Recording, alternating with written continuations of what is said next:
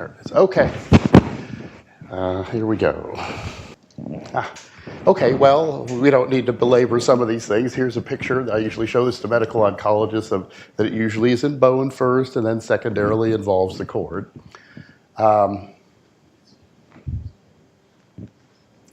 Okay, well, metastatic epidural spinal cord compression is not uncommon, as we've heard. It affects about, 6 or 7% maybe of all cancer patients.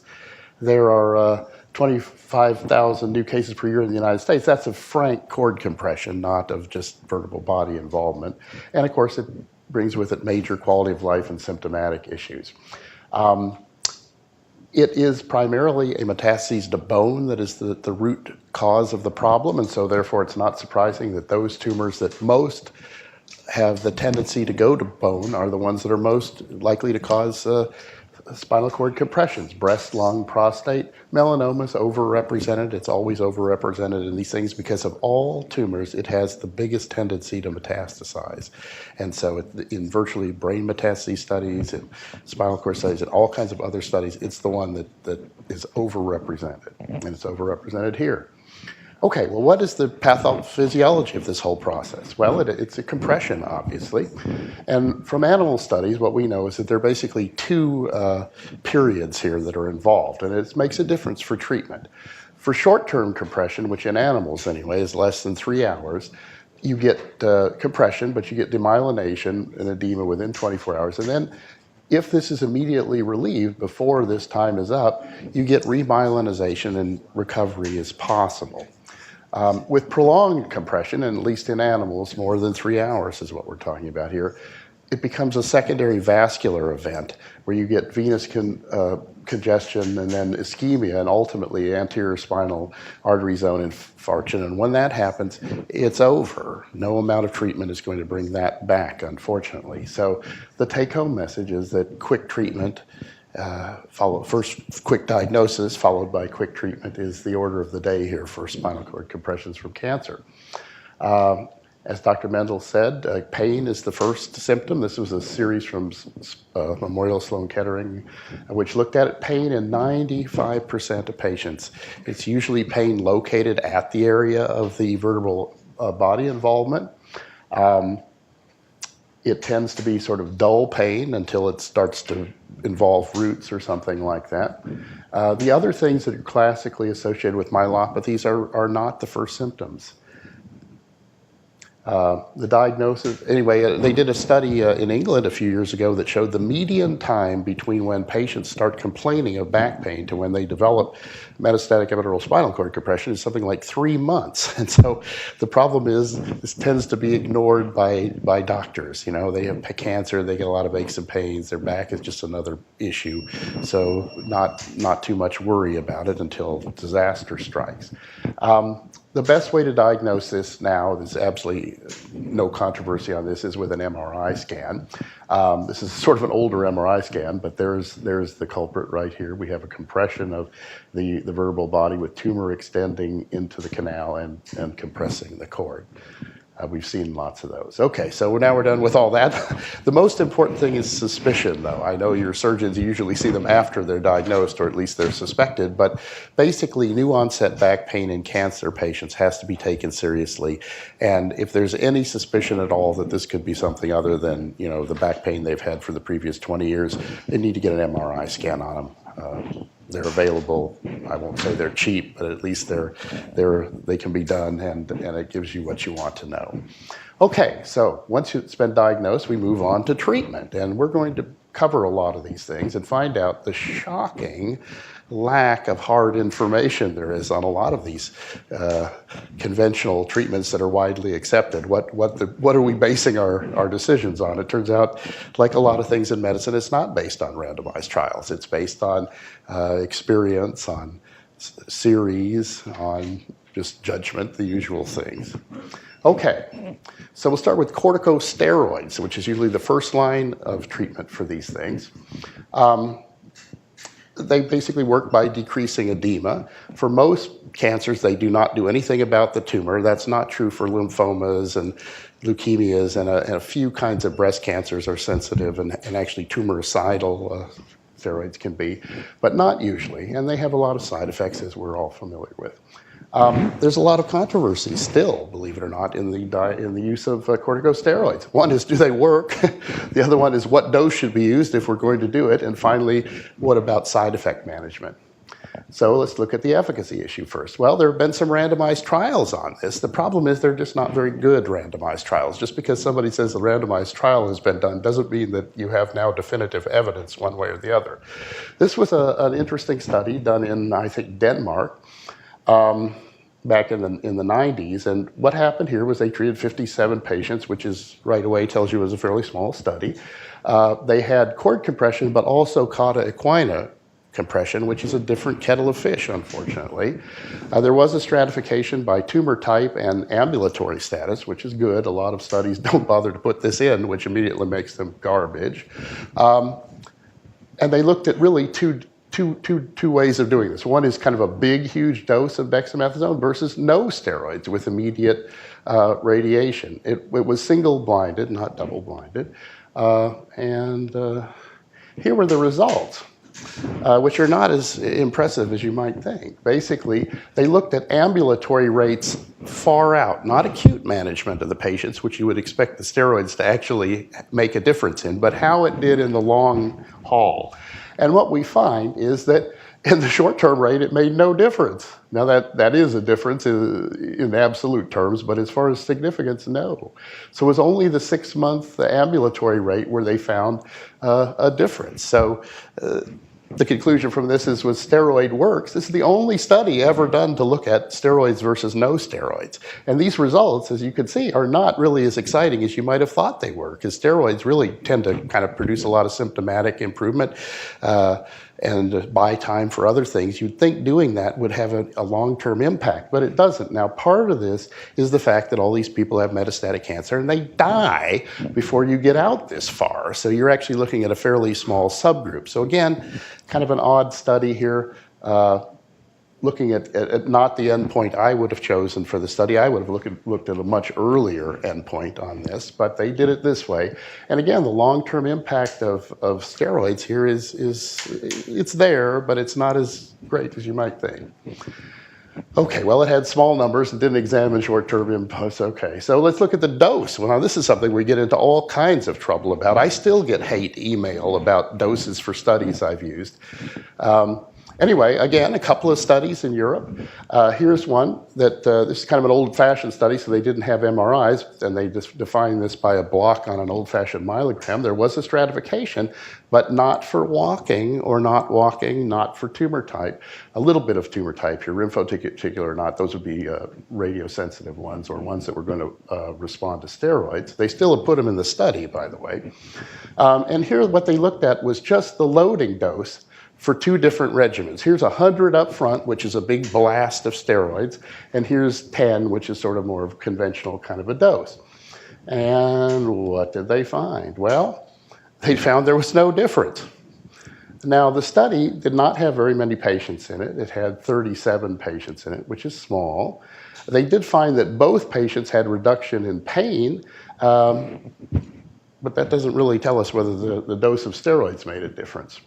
So what was wrong with this? Well, it wasn't really determined to show that there was no difference. Nowadays, I think we understand that to show no difference, you need a huge study. To show a big difference, you don't need a very big study. Well, this one didn't show any difference, and so 37 patients is grossly inadequate to make any kind of valid statistical claim that the doses were not significantly different. There was no treatment for pretreatment ambulatory status. This is obviously one of the most important endpoints for these spinal cord studies, so they didn't bother to put equal numbers in each group, so it's very hard to figure out what you got at the end of it. There was a very short-term follow-up, and they only looked at the loading dose, which is interesting, but not the whole problem. There was another study, an Italian study, which looked at no steroids versus RT alone. Now, these patients did not actually have frank cord compressions, or at least not myelopathies. They had no neurodeficits except for possibly radiculopathies. Here were the things. Basically, what they found out was that you could eliminate steroids, they claimed, based on this. But of course, you're not really looking at the patients who you would want to use steroids most in. And those are people who are symptomatic, or people who are ready to crash, or people who have already crashed. You're looking at people who probably don't even have really serious spinal cord involvement. So I'm not sure what this is relevant to. Anyway, steroids, as we know, have a lot of side effects. Actually, over half of them develop some sort of side effect. About 15% of those are serious. The likelihood of side effects has to do with the total dose and the length of treatment. Fortunately, for spinal cord compressions, you don't have to treat them that long, but you can still have problems. Muscle weakness, about 25% develop muscle weakness within 2 weeks, and it's usually proximal. They can get infections and so on. Usually the more serious complications have to do with GI hemorrhages and things like that. Okay, so what do we conclude about all this from our meager data? Well, steroids have an effect. They reduce edema. There is in animals a positive dose-response relationship, although from our own clinical trials, we have been unable to demonstrate that. But again, these trials were not adequate trials for this. They reduce pain, and they do probably improve outcome. The optimum dose and schedule are not known, based at least on the kind of evidence that we take as the gold standard. This is not based on necessarily randomized trials. This is based on the wisdom of the ages, okay? And here it is. So for non-ambulatory patients, or patients with rapid deterioration, there is no tomorrow, so you need to blast them with steroids, absolutely upfront. Give them the 100 dexamethasone upfront, and then the big dose until you get on with some sort of definitive therapy. There's really nothing to lose here except the side effects of steroids. For patients who are stable or walking, the lower loading dose is probably okay with the conventional dose. And for people who don't have any symptoms or evidence of spinal cord compression, either by symptom or by MRI, they probably don't need steroids if you're going to just irradiate them or give them radiosurgery, whatever you are. So again, this is subject to change. This is not backed by hardcore randomized trials, but that's probably a rational way to do it. Okay, what about radiotherapy? Well, for many years, this was the mainstay of treatment for these problems. Even people with, mechanical instability and all that, all they got was irradiated. The dose is usually around 3,000 centigrade over a 2-week course. Radiation takes several days to take effect. We're not talking about radiosurgery here. We're talking about regular fractionated radiation. After a day or two, you're not going to see any improvement except in the most radiosensitive tumors. In a small cell lung cancer or a leukemia or something, you might get a response, but by and large, no response, at least for several days. And of course, it does nothing to stabilize the spine. It's radiation. A lot of these problems are mechanical, and as it's been already quoted, my quote has already come out, which is mechanical problems require mechanical solutions. So this is not a mechanical solution. And usually when we look at long-term studies, it has a tendency to arrest progression rather than reverse it. So somebody who is not walking when they go into radiation, usually those people do not walk when they come out. And if they're walking when they go in, frequently you can preserve that. So that's the story for radiation. So we got controversies, of course, for this, as we have for everything. And what are those controversies? Well, embarrassingly enough, it's does it work and what should be the dose? There are no randomized trials comparing radiation with best supported care or no treatment. This is not surprising, but there aren't any. And the efficacy of this has been established for 50 years by retrospective studies that basically show patients get better or at least maintain themselves when you would not expect them to if they got no treatment. There are, again, these little old studies, but now we treat them differently, so it's kind of hard to find modern studies where they're just treated, where all comers are just treated with radiation.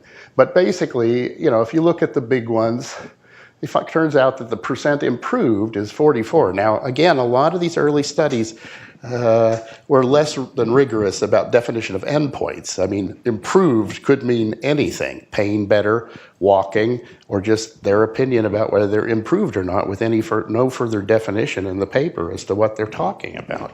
But with those, about 44% were improved, and about 17% got worse. Now that's a short-term thing, not a long-term thing. And again, the time course of how far out they were looked at is extremely variable, so I don't think you can make much of that. Okay, so that's how we do radiation. Well, what about the dose? Well, this is something that is ridiculously complicated, and all radiation therapists tend to have their own favorite dose. Here was a study, a retrospective study done by Radies in Germany, and what he looked at was different fractionation schemes that were given. Now, this, different fractionation schemes were used in people for different reasons. Somebody at death's door probably got this one, whereas somebody they thought was going to live a long time probably got this one. But we can look at this and get something from it, which is that there's really not a lot of difference as far as motor function. This has to do with strength and so on. The most important one, walking, it looks like this is higher, but again, there's a patient selection bias inherent in the way this study was done. But here's something that may be real, and that is how quickly or in how many patients did you get a recurrence of tumor in the irradiated area? And the answer is with these big fractions but short courses, you tended to have more recurrences. Now this only matters for people who are going to live very long, and not so much for people who have a 2 or 3 month survival. There have been some randomized trials for radiation, but they're not very good, and we'll see why in a second. Here's a real randomized trial, had 300 patients in it. It's pretty big. Looked at cord compression. They were then treated with dexamethasone up front. They then got RT, a short course, only 2 big fractions, so that's in 1 week, basically 2 days apart, or a more conventional extended one. And what did they find? That there was no difference, basically. Little bit of difference here, but not significant, and so on. So they were unable to find any difference. Now, the problem with this study is they did a second trial to look at the slightly different dose. Then they were given 1 big blast versus a more conventional fractionation scheme.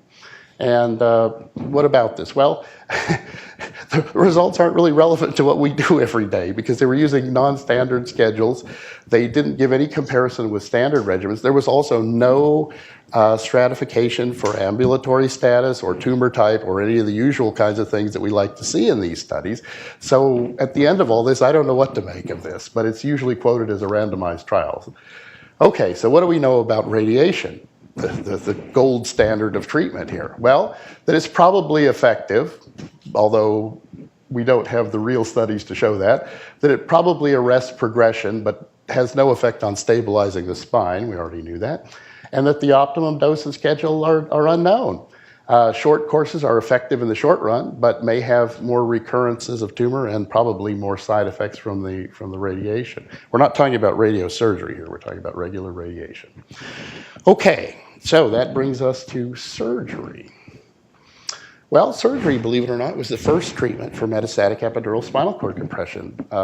There was a series from the 1920s, believe it or not, that was published. Before the 1950s, it was really the only method of treatment.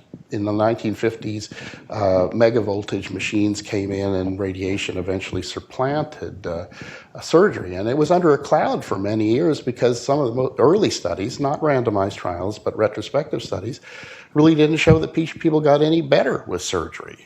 And so it was not generally used. Radiation was used. When I was a fellow back in the pre-Civil War days, they didn't think it worked and generally recommended radiation for people, even with really obvious mechanical compressions. Anyway, so what are the treatments regarding surgery? Well, it's the usual stuff. It's efficacy, and then who should get it? We've already talked, the previous speakers have talked a little bit about some of these issues, so we won't belabor it. Well, the first, and I apologize to the surgeons up front for these cartoonish things, but I use this for medical oncologists who don't know anything about this, so I try to make it as simple as possible, and this is as simple as possible. So the first operations done were laminectomies, okay? which essentially you take off the lamina and the posterior parts of the spinal cord. And what this allows, in theory, is for the tumor to kind of pop out this way and relieves compression. Most of the time, however, 85% of the time, the tumor is located anteriorly, and so you're not doing anything about the tumor. You're just mechanically releasing this, at least for a little while. So what's wrong with this? Well, it may not be compressed, particularly if there's circumferential involvement, which there frequently is in these things. It doesn't do anything about the tumor, and of course, at least in the simple way with no instrumentation, which is the way this used to be done, there's no spinal stabilization. And in fact, you can make the situation worse this way. And some of the early studies did show that people got worse. And why is that? Because the tumor's here and has chewed up the anterior parts. And so what was holding the spine in alignment were these posterior elements. And if you remove those, you could get lateral instability and all kinds of things. And this really did happen. Okay. Now, believe it or not, there was a randomized trial for this, a very old randomized trial, but actually for the time, this was not a bad randomized trial. The endpoints were good and are correctly done, I think, which is not always the case in these trials. It was done in the late 70s in Los Angeles, published in 1980. They found that they had a spinal cord compression. There was no stratification for walking or the usual stuff that we want to see. They did either a laminectomy plus RT or RT alone. For some reason, they used different doses here. I don't know why that was done. It should probably, by strict scientific criteria, have been the same dose. And what did they find? Well, they found it didn't make any difference. Again, no significant difference in walking, pain relief, or maintenance of continence.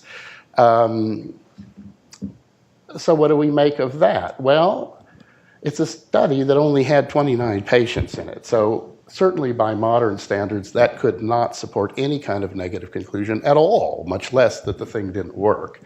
There was no stratification for the important things, like could they walk or not. We don't even know how many could walk when they entered this trial. They didn't put it into the original write-up.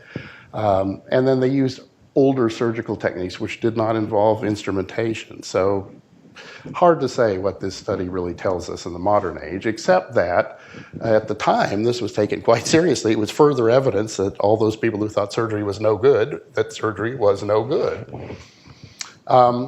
When we look at other studies that used only laminectomy, and it's hard, again, to find modern studies that are like this, but we made an attempt here. What we find out is that, lo and behold, 44%. Now, this is a selection of me, but I took most of these. I got some of this slide from another person, Zia. Anyway, 44%, so it's really not any better than that radiation alone study. 13% got worse. That's not much better than we saw with the radiation alone arm. And then, of course, there's surgical morbidity and mortality. Again, these are older studies, and so you had higher surgical mortality. But nevertheless, that's, this case does not look good for surgery here, does it? Well, surgeons are always coming up with new ideas, as we found. Dr. Adler is inventing new things every day. And new operations were developed that were much more logically based. And again, I apologize for the crude drawing here, but this gets the point across to non-surgeons, which is that basically you take out the tumor, and usually it has to be through an anterior approach, although lateral approaches have become a lot more common. And what do you get from this? Well, again, I've included lots of different operations in this rubric of direct decompressive surgery. It relieves compression. It gets rid of tumor, and you can intraoperatively stabilize the spine. So this has got to be better, right? Well, we'll see. Okay, so again, we had some retrospective studies. Now, the problem with retrospective studies is there's always patient selection bias in this. And there's frequently other kinds of biases that enter in here, like reporting bias. No, we're not going to put that case in. The residents did that case. That wasn't my case. We're going to do something else. That's a direct quote from a major institution I was at where they were looking at their spinal cord compression. So they tend to eliminate bad cases that they don't want to be responsible for from even the reporting. So you can never make sense of these things.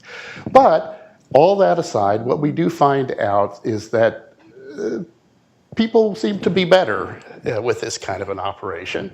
And although there was some surgical mortality here, again, some of these are quite big operations, as we have seen from Dr. Mendel and others. These are not small things. So the question was, does it work? And what we needed here was a randomized trial for once, and one was done. And this is it. Basically, patients had MRI diagnosis of a spinal cord compression. They then got blasted with the big dose up front. I get stuff still from people saying, why the hell did you give these people the 100 milligrams up front? Some of them didn't need it. And that's quite true. And the answer was, it was given to keep the experimental design pure. If we gave different people different doses based on how we thought they were going to do, then we would have lots of different doses. And it could be argued that that would bias the study against the radiation arm, because as we've seen, radiation takes a while to work, and steroids buy you time to get therapy to work. So if you were giving people lower doses and they were not getting the full benefit of that, and they were deteriorating on radiation, that would make that arm look worse, because in surgery there's an immediate decompression. So they all got the big dose up front, whether they quote unquote needed it or not. There was a stratification by tumor type, lung, breast, other. Could they walk or not, and was the spine stable? We didn't use these quite as fancy of scores as they have nowadays, but we did look at this.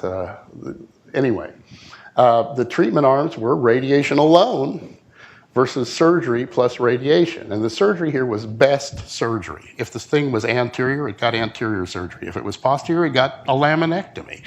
If it could be reached through a lateral approach, it was done that way. If they got radiation, they were started within 24 hours after study entry, and sometimes this was difficult because, as we all know, radiation guys don't work on the weekend. We have, we'll see a slide in a little while that shows why that's particularly bizarre. They got the standard dose, this 30 gray, 300 centigrade, 300 rads, whatever you want to call it. In the old days, they gave them a port, one vertebral body above and below, just to be sure you got it all. That's what they got.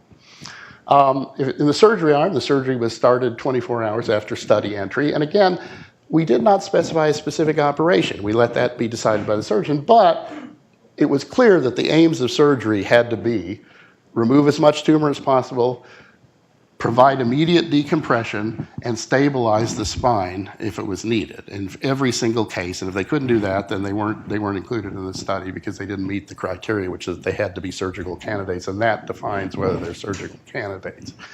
They then got the same dose of radiation within 2 weeks of following surgery. And the entry criteria were that they had to have known cancer by tissue diagnosis. Now, sometimes this tissue could be gotten 5 minutes before we decided to operate on them, but there it is. They had to have at least one sign or symptom. Pain was one of those symptoms or signs. They had to have an MRI scan that showed the lesion that could be approached surgically. They had to have a single area of cord compression. Now, the reason cord is emphasized here because it had to be the spinal cord. So it had to be cervical or thoracic areas and not lumbar. And furthermore, it had to actually involve the spinal cord. Now, single area, that meant contiguous vertebral bodies. And we did not specify how many there could be. It turned out in the study we didn't do any more than 4, but they could have had more than that if in the view of the surgeons, they could be helped by it. So contiguous areas, not 2 areas, but contiguous areas. They could not have been totally paraplegic for longer than 48 hours. That was based on some trauma data that showed that patients didn't get well after that. And again, knowing the pathophysiology of this, where you get a secondary vascular phenomena, is extremely unlikely anybody was going to get better after that. They couldn't have had prior radiation to the area such that they couldn't receive the protocol dose. For people who'd gotten lung or breast irradiation that gave a little bit to their spinal cord, that was okay, as long as they were still able to get the protocol dose. They have to have an expected survival at least 3 months. I still don't know what that means. They had to be 18 years or older, and we excluded really radiosensitive tumor types and, of course, primary spinal tumors, since this was a metastatic study. What were the endpoints? Well, we had 2, really. They both involved walking. One was combined ambulatory rates, how many of them could walk. Combined means taking those people who could walk before they were treated and those who could walk after they were treated. So we had patients who entered the study unable to walk. And those were combined with the ones who could walk at the end to see how many were walking at the end. And also time, how long did they walk if they did walk? We had several secondary endpoints here. Continence, Asia and Frankel scores. Asia is the muscle strength measure. Frankel is was originally developed for trauma. It's a spinal cord functional scale. We did not do pain scales on this. Again, the study is old, fairly old, and they were around a little bit, but they were kind of in their infancy. A lot of them had not been validated, and so we didn't use that. What we used instead as a kind of a surrogate was opioid use and corticosteroid use, and we'll talk a little bit about how that was actually looked at later. And we looked at survival time. Okay, now since we're not dealing with rats here and we have to pay attention to human beings, we had to build a crossover in this study. Now, crossovers are the bugbear of metastatic studies, because anytime you cross somebody over to the other treatment, you're no longer comparing the two treatments, it becomes a timing issue. Are you giving it early or are you giving it late, and so on. So we generally don't like to put these in, but there had to be one here. And here were the criteria for crossing over. I'd like to point out this only applied to the radiation arm. There was no crossover in the surgery arm. If they got surgery and did worse or didn't get better, we just went on with the radiation, which was in part of their treatment arm anyway. In the radiation arm, however, if they were getting worse, and by these criteria, which we'll talk about in a second, they did cross over and get surgery. But again, in modern age, there's a thing called intention to treat analysis, where all those people who were randomized initially to get radiation, even if they got surgery, were not counted as surgery patients. They were counted in the radiation arm. So any benefit they got from the surgery appears as radiation benefit. We'll talk about that in a little while too.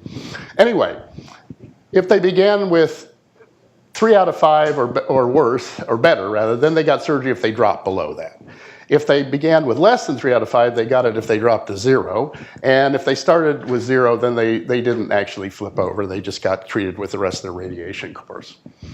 Now, the first interesting thing was the study had to be stopped early because of a overwhelmingly positive result for surgery. I know you'll be happy to hear that. We actually used a very conservative early stopping rule, too. The patient that was originally targeted to have 100 patients, we did an interim analysis at 100. Turned out it was 101 because there was another patient that we had right on the thing right at the time. These are different early stopping rules, and we actually were using this one. And as you can see, it was better than all of those. Now, early stopping rules are designed such that even if the rest of the patients in the study do poorly, it'll still be a positive result. So that's very powerful. So let's look at how the patients went into this. Well, they were evenly matched. A few more men, the VA was involved in this study, but it's not significantly different. Age was around 60. Now walking, this was a stratification factor, so it would be very odd if these were not identical, and they are. Primary tumor, we had a stratification for that, so it'd be odd if those were different, and they're not. Whether they were continent or not, meh. Frankel score D, that means they're symptomatic. Asia score, that's just an addition of all the muscle strength, and as you can see, they were both about equally weak there. Where were the areas done well? It was mainly thoracic, which is not at all surprising since that takes up most of the territory of the spine. And those were the same also. There was no statistically significant difference. Now the location, sometimes this was a matter of judgment. If it was where it was primarily located, people could have anterior involvement, but some going around the side, those were counted as anterior. It was mainly and laterally and a little bit anterior, then it was counted as lateral, but you get the idea. And again, essentially the same here. Now, unstable spines, based on our definition, they were equally distributed among the two groups. Okay, so this is the most important result right here. This shows how many were walking afterwards. And basically, those who either regained the ability to walk, which would be unexpected in this disease, or continued to walk if they had it going into the study. It was 84% versus 57%, and that's a big statistically significant difference. And furthermore, when we look at the durability of response, what we find is the same thing. Big durability here for them versus this. Now, this number, everybody says, oh, that's not what happens with radiation patients, and they're right, it isn't. The reason we're going to find out why this is so low has to do with what happened to the patients who couldn't walk before they went into the trial. But we're looking maybe 3 months here, 4 months versus 2 weeks. Again, a little bit. Now, if we this is more realistic. This is if we throw out all the people who couldn't walk before they entered the trial in both arms. And what we find here is that this is, 2 months worth in the radiation arm versus 5 months in the surgery arm. And that's more of a realistic, real world kind of thing. Particularly as we've gotten better at detecting these things, and you have fewer and fewer who are just frankly paraplegic when they enter into this. Now, here's the interesting part about these non-ambulatory patients. There were some people in radiation who actually got better. They were all people who'd gotten operated on, however, but because of the intention to treat analysis, they have to be here, okay? So the bottom line is many, many more people who could not walk regained the ability. And not only that, but these people all had motor weakness. These were not walking because they had pain or because they just didn't want to get out of bed. This was because they were too weak to walk. And they regained the ability to walk. So that's sort of exciting. And again, statistically significant difference, even given the weirdness of this number here. Okay, urinary rates just followed the walking. We don't need to spend any time on that. Okay, Asia score, this is again, big difference favoring surgery. Frankel score, big difference following for surgery. Now, here's something interesting. When we first analyzed this immediately after we closed the study, there was no difference in survival. But as the data matured, as I sent it to various journals and got rejected, we reanalyzed it later. There were people who didn't think surgery worked, even though there was a randomized trial showing that it did. Shows you as Dr. Adler said, the bias in the world.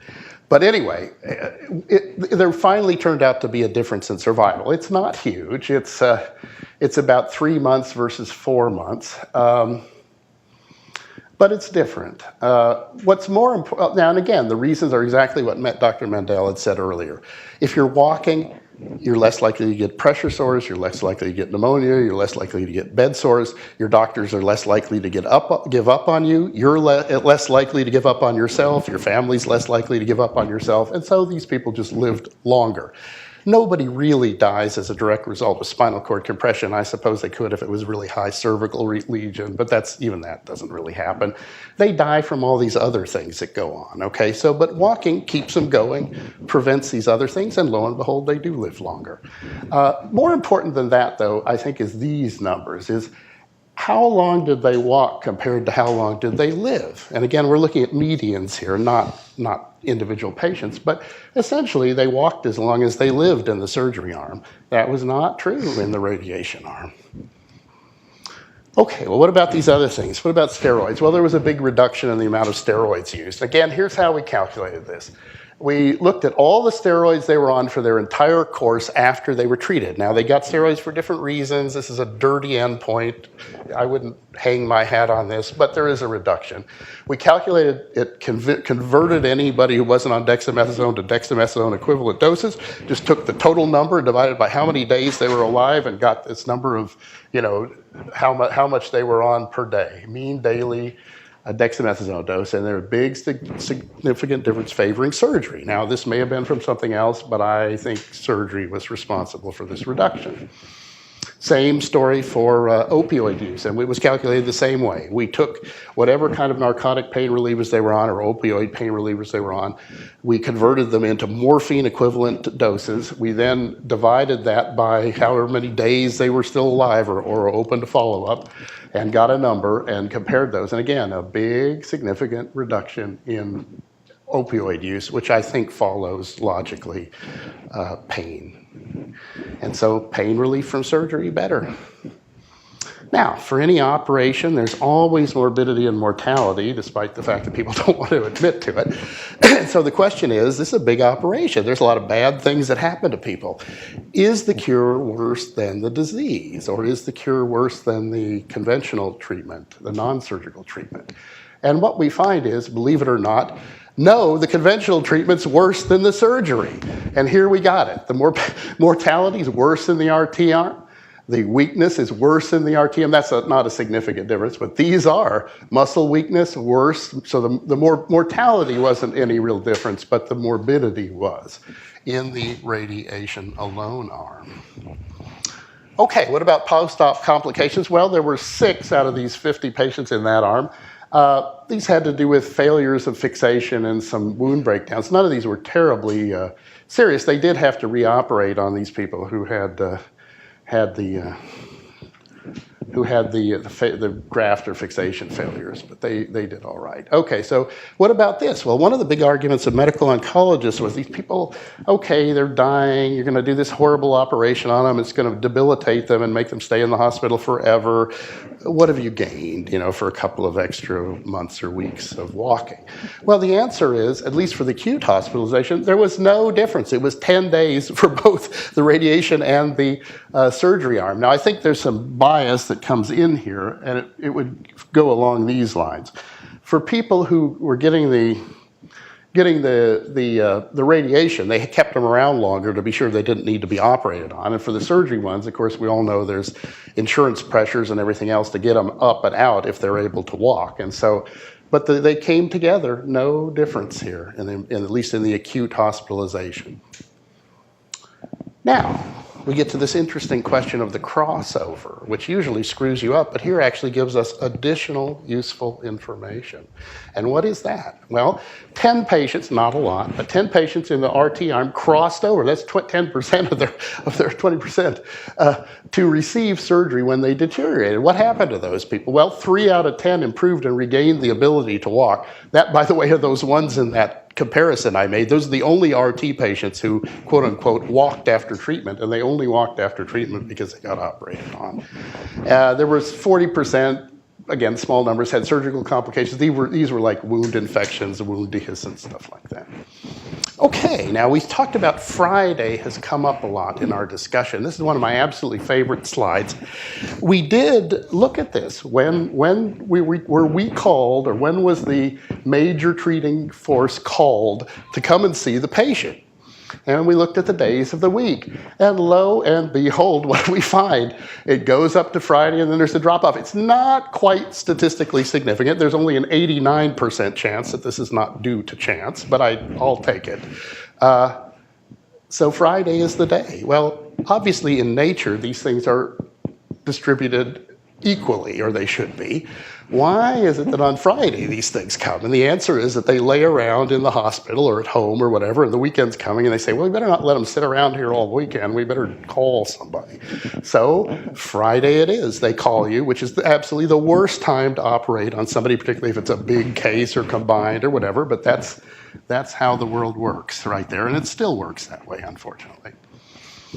So what's the conclusion of all this? Well, it's that surgery plus radiation is better than radiation alone in the treatment of metastatic caused cord compression. And furthermore, we can go farther than that. It works best as the initial treatment. You might say to yourself, as it was said to me by many people, including reviewers of this paper, well, it works, but why do it up front? Why don't you just irradiate everybody? And because you got some results in the people who couldn't walk, just wait till they collapse and then operate on them then. And the answer is because those people don't do nearly as well. It's better in theory that you're treating it before the damages, but there's a real result here. And here's the reason why you don't just not operate on them up front. That those people who were walking and doing well, who didn't get operated on up front, but who you could operate on later on, just walked, a third of the time than the people who got treated with upfront treatment. So aggressive upfront treatment is the way to go with these things. There is no tomorrow for spinal cord compressions. All right, so basically better result in ambulatory use. There was actually a much worse response for salvage therapy in people who you just let go. It was 30%, that's 3 out of 10, versus 62% in the people who got it treated up front who could not walk. So it's better for that. And finally, there was a slightly higher complication rate, which is okay. All right, well, nowadays we live in a different world where everybody wants to know how much does it cost. So I did not do this study, but a guy in Canada did it. It's a little bit old now, so the numbers have to be adjusted up. But basically what they looked at, the cost per day of just irradiating people versus just doing the surgery. And what they found was that, here are the numbers. These are converted into American dollars, by the way. The cost of ambulation per year was $17,000, and the cost of survival was $25,000. Well, at that time, the average cost per year that was considered cost-effective for both of these numbers is $40,000. So these are quite cost-effective. It's cost-effective not to have converted people to paraplegics. They require a lot more nursing care, a lot more other kind of medical care, a lot more kind of medicines, and so on. So keeping people walking is cost-effective, and even doing a big-ass surgery is cost-effective. Now we're left with this other question, which maybe I won't spend a lot of time on because it's already been covered to some extent, and it's speculative anyway. And which patients should undergo these big operations? Well, again, this is not from randomized trials necessarily. I mean, it does incorporate mine and other things, but it's again kind of a wisdom of the ages thing.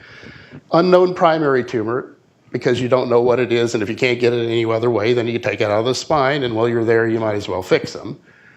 A relapse after RT, because there's really no other treatment, possibly radiosurgery. But again, if you have somebody with a true spinal cord compression, as we've heard earlier from other speakers, mechanical problems require mechanical solutions, and basically somebody who's already failed, radiosurgery does not work immediately, nor does radiation. So relapse, they need something else. Progression, well, on RT, at least in our study, that those people benefited from operation. People with unstable spines and pathological fractures, again, mechanical problems require mechanical solutions. This seems straightforward. Patients who meet the entry criteria of this study, now I still get people calling me up saying, I've got this patient with whole spine metastases and we could operate on the whole thing. What do you think we ought to do? And the answer is, I don't know. My study only looked at individual segments that, were contiguous. To say the whole spine, I suppose it's contiguous, but I can't tell you what to do there. You have to make up your own mind. So only if they meet the criteria, which were not exactly conservative, but didn't involve everybody who walked through the door. And then finally, there's this whole question about who would be an SRS candidate. And I won't go on that because it's already been talked about. But I think people with true spinal cord compressions, anybody with any kind of mechanical instability or fractures, radiosurgery is not the way to go, that you need to do a real operation. For people who have some MRI appearance or have some pain and you find something that you might be able to zap, okay, do radiosurgery and see what happens to them. I can't disagree with that. There's no data. But it's, it would be a logical, less invasive treatment that could be done unless the patient is acutely deteriorating. And that's it.